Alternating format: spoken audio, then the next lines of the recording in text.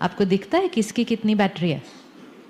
हाँ, दिखता है किसकी कितनी बैटरी है? कैसे दिखता है? कैसे पता चलेगा किसकी बैटरी कितनी चार्ज्ड है और कितनी कम है? कैसे पता चलता है? स्माइल से। अच्छा, कुछ लोग तो स्माइल ही नहीं करते आजकल, तो क्या करेंगे?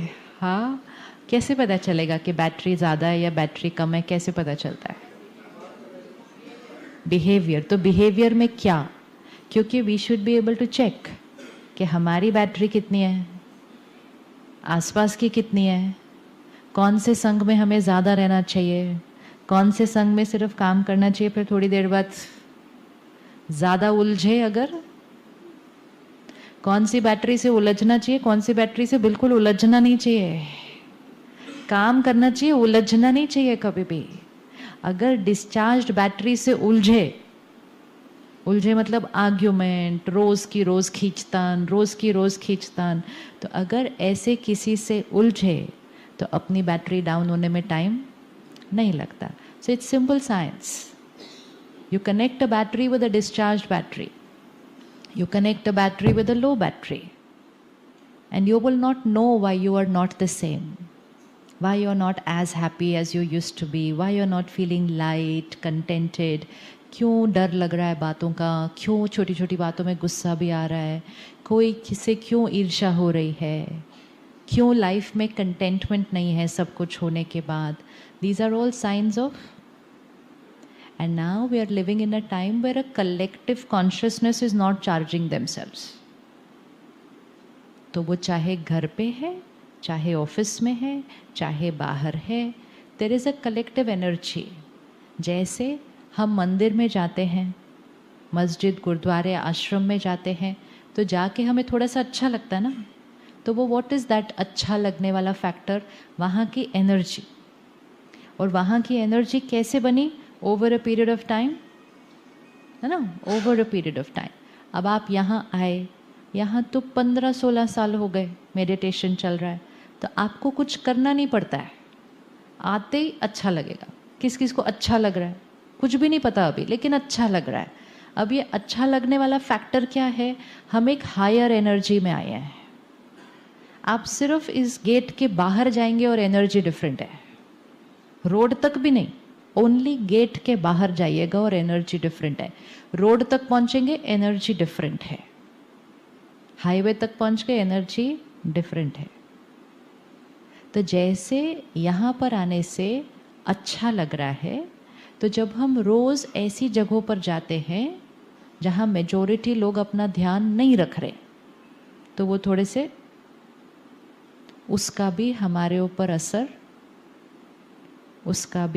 ऊपर असर पड़ता है. लेकिन उसका असर हमारे पे जो पड़ रहा है वो हमें पता नहीं चलता है. क्यों नहीं पता चलता? क्योंकि हम रोज़ जाते हैं उसके अंदर, तो वो हमारा कंफर्ट जोन बन गया है.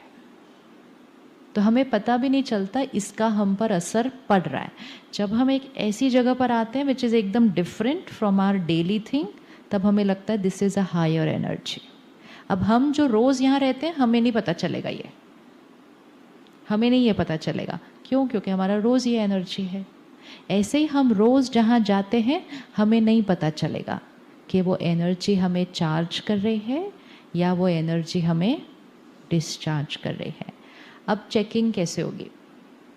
अपनी इमोशनल हेल्थ की चेकिंग करते हैं. तो लेट्स से हम अपनी इमोशनल हेल्थ को 1 से 10 तक नंबर देते हैं. 1 लोएस्ट इमोशनल हेल्थ, मतलब बैटरी, और 10 हाईएस्ट. तो 1 मिनट साइलेंस में बैठो,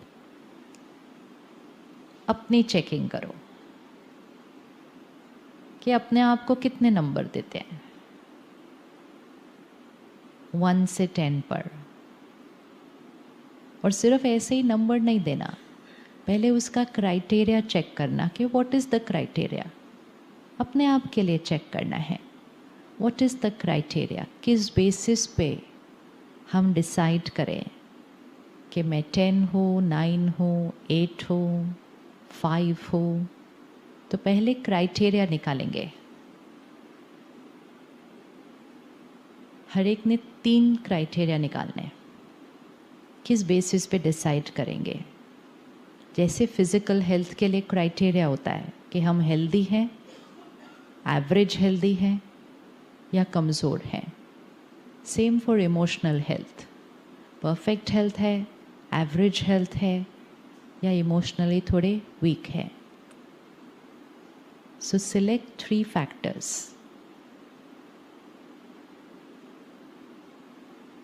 किस बेसिस पे होगा? फिर वो 3 फैक्टर्स के साथ अपने को चेक करना, और फिर वो 3 फैक्टर्स के साथ अपने आसपास के 5-10 लोगों को फटाफट से चेक कर लेना। घर पे, काम के चित्र पे, फ्रेंड्स में, हर एक की स्थिति क्या है।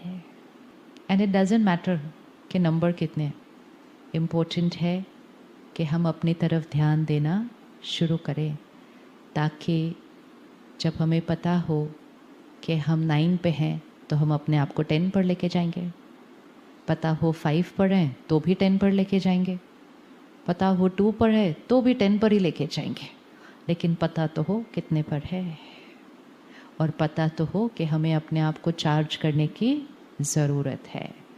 किस बेसिस पे नंबर दिया? Criteria. What is the criteria for checking what is my emotional health? या सो 1 इज़ कि सिचुएशन आई, उसमें हमने कैसे रिएक्ट किया, किसी ने हमारे साथ कैसा बिहेव किया तो हमने उसमें कैसा रिएक्ट किया। तो दैट इज़ 1 क्राइटेरिया कि how do we respond to situations and people. तो 1 से 10 पर किस बेसिस पे होगा? 10 किसको मिलेगा जो क्या करेगा? 10 किसको होगा? जो हमेशा कैसे होगा?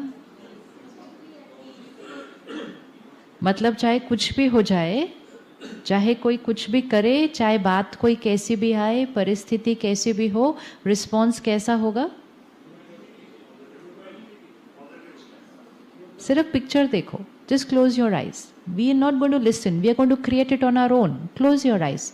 बात आई, कोई बहुत बड़ी बात आई, क्लोज योर आइज, अभी करो, अभी सामने लेकर आओ, अपने जीवन की लास्ट बड़ी बात को लेकर आओ। एंड बड़ी मतलब जो ऑफिस में कोई रोज हो जाए ऐसा, बहुत बड़ी भी नहीं चाहिए। अभी किसी ने गलत व्यवहार किया, कोई क्राइसिस आया, तो इमोशनल हेल्थ 10 कैसे रिस्पॉन्ड करेगा? फिर उसको देखो, अपने आप को देखो वो करते हुए कि this is how I will respond if I am emotional 10। अच्छा, इमोशनल 1 हो तो कैसे रिस्पॉन्ड करेंगे वो भी देखो। दिख गया? क्लियर? सर, लो इमोशनल हेल्थ कैसे रिस्पॉन्ड करता है? कैसे रिस्पॉन्ड करता है? डिस्टर्ब होता है, एजिटेटेड होता है, और क्या होता है? एक तो डिस्टर्ब होता है, एजिटेटेड होता है, और क्या होता है?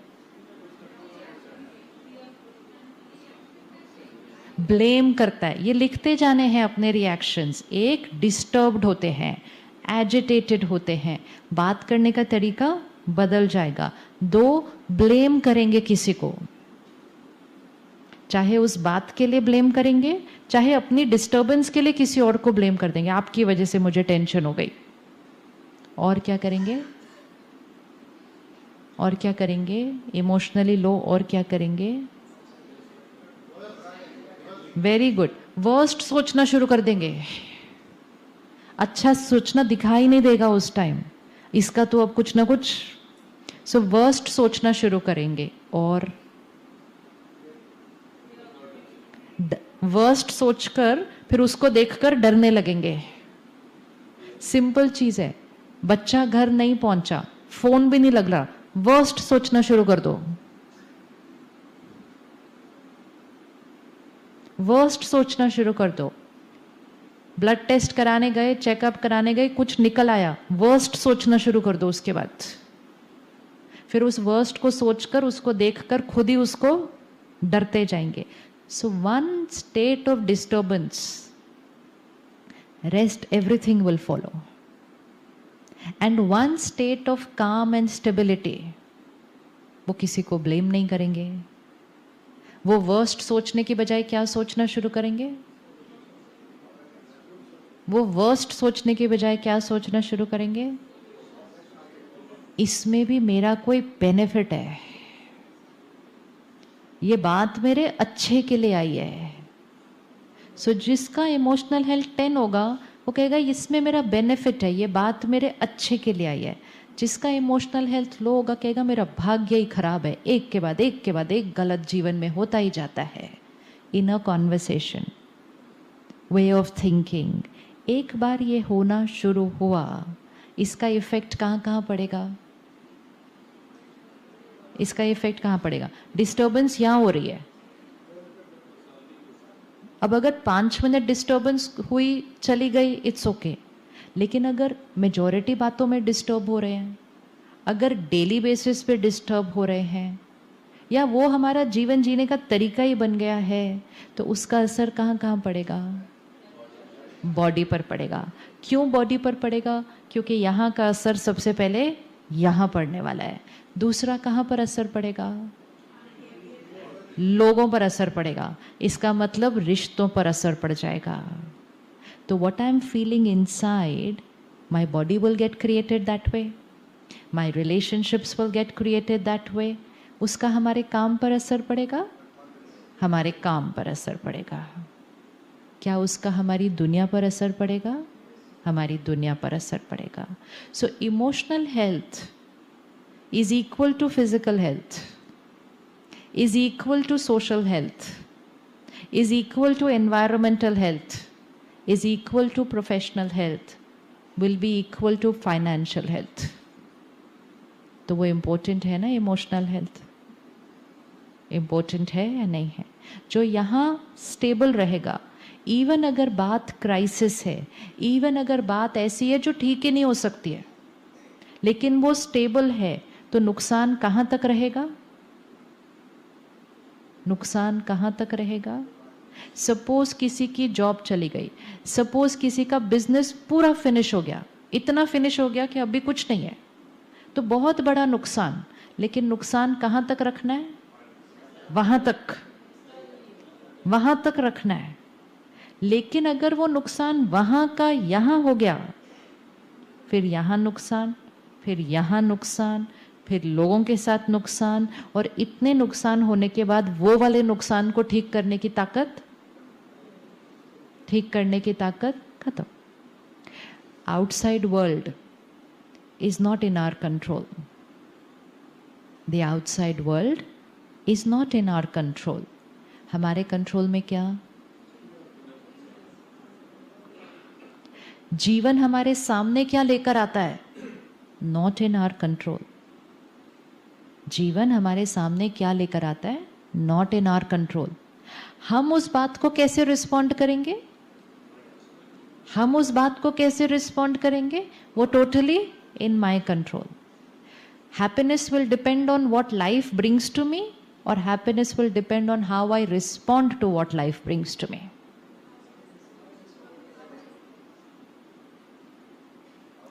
Happiness will depend on what life brings to me, or happiness will depend on how I respond to what life brings to me. So it then depends on me. If happiness depends on me, then health depends on me, then relationships depend on me, then work depends on me, the world depends on me. How much time am I taking care of that me?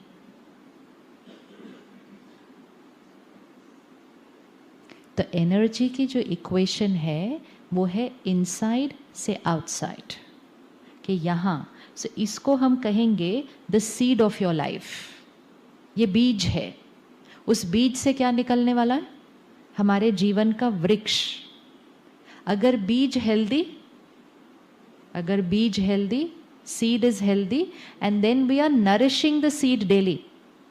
One, the seed should be healthy, and second, the seed has to be watered daily. The tree will be healthy. The fruits will be, the flowers will be beautiful. अब लेकिन seed की health का ध्यान नहीं। 7, 6, 5, 4 बहुत healthy seed नहीं है ना, और फिर उसके बाद रोज उसको पानी भी नहीं। एवरेज सीड भी हो ना, रोज पानी दें तो कमाल क्रिएट कर देगी। लेकिन 10 पे भी सीड हो ना, 10 पे, लेकिन रोज पानी नहीं दिया, रोज पानी नहीं दिया तो ट्री क्या हो जाएगा? So we have to remember where is the seed and where is the tree. हमने छोटी सी इक्वेशन क्या की, हमने कहा जब ट्री हेल्दी होगी ना तब ये सीड हैप्पी हो जाएगा. तो हम पिछले कुछ सालों से अपनी ट्री पे बड़ी मेहनत कर रहे हैं. बिस्लरी पानी पीते हैं, ऑर्गेनिक खाना खाते हैं, हम जिम जाते हैं. पहले हमारे पेरेंट्स ग्रैंड पेरेंट्स कुछ नहीं ऐसा करते थे, लेकिन उनका सीड हमारी सीड से थोड़ा ज़्यादा हेल्दी था. हेल्दी था या नहीं हेल्दी था, है ना? तो we are able to see that distinct difference. अब पिछले 20-30 ईयर्स में क्या हुआ, suddenly a lot happened outside at a very fast pace and that lot was very good. वो सब कुछ बहुत अच्छा था, लेकिन हम उस अच्छे को देखकर इतने आकर्षित हो गए, इतने उसमें बिजी हो गए कि हमने कहा सीड को पानी देने का तो टाइम ही नहीं है. जैसे ही सीड को पानी देना बंद किया तो धीरे धीरे ट्री क्या होने लगी? आज सोचो, सुविधाएं ज़्यादा, फैसिलिटीज़ ज़्यादा, कंफर्ट्स ज़्यादा, टेक्नोलॉजी इतनी अच्छी, फिर भी हेल्थ में प्रॉब्लम, रिश्तों में प्रॉब्लम. और सृष्टि का तो हम जो कर रहे हैं वो कर ही रहे हैं. जब हमें इतना कुछ अच्छा मिला तो हमारी लाइफ पहली जनरेशन से कैसी होनी चाहिए थी? बेटर होनी चाहिए थी.